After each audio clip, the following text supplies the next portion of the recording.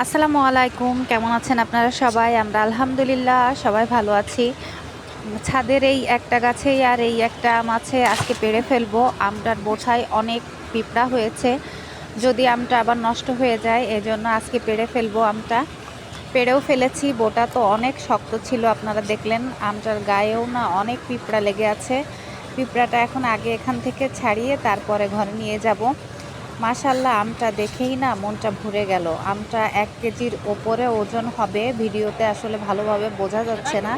মাশাল্লাহ মাশাল্লাহ, আমার 3 ছেলে মেয়ে এই আমটা খাবে আলহামদুলিল্লাহ। আমটা দেখেন, কাঁচা মিঠা যা একটা ঘ্রাণ বের হয়েছে না বোটাটা ছেঁড়ার পরে, একেবারে মানে মনটা ভরে যাচ্ছে। যাকে দেখাচ্ছি সেই বলছে যে খুবই সুন্দর হয়েছে। ইনশাল্লাহ আমটা যখন কাটবো অবশ্যই আপনাদের সঙ্গে শেয়ার করব। এই যে এখন রান্না করতে চলে আসলাম, প্রতিদিনের কাজের তো শেষ নেই আসলে।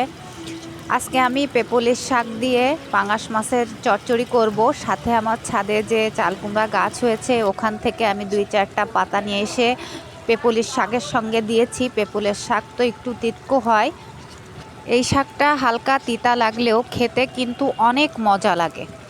আমি শাকটা মাছের ভেতরে দিয়ে দিয়েছি।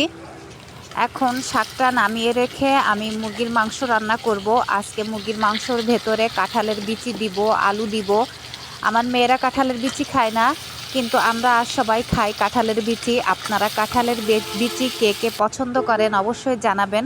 এখন মুরগির মাংসটা চুলায় দিয়ে আসছি, আমার চচ্চড়ি আর মাছ ভাজিটা হয়ে গেছে। আমার মেয়েরা বলছে আম্মু খুব খিদা পেয়েছে, মাংসটা হতে তো একটু দেরি হবে, তুমি আমাদেরকে 2-1 গাল করে খাইয়ে দাও। তা ওদেরকে আবার আমি 2-4 গাল খাওয়ানোর জন্য চলে আসলাম। মাংসটা চুলায় আছে, মাংসটা এই যে চুলায় রেখে গিয়েছিলাম। মাংসটা কষানো শেষ। আমি মুরগির মাংসটা ঢেকে রান্না করি না কখনো। ঢেকে রান্না করলে মাংসটা খাওয়ার সময় আমার কাছে একটা স্মেল করে, আর যখন না ঢেকে রান্না করি তখন সেই মাংসটার স্মেলটা থাকে না। আপনারাও এইভাবে মাংস না ঢেকে রান্না করে খেয়ে দেখবেন, অবশ্যই ভালো লাগবে। আমার কাঁঠালের বিচিটাও ভালো সেদ্ধ হয়ে গেছে। আমি এখন এর ভেতরে অল্প একটু ঝোলের পানি দিব। ঝোলের পানিটা শুকিয়ে গেছে, আমার রান্নাটাও শেষ। সবাই ভালো থাকবেন, আল্লাহ হাফেজ।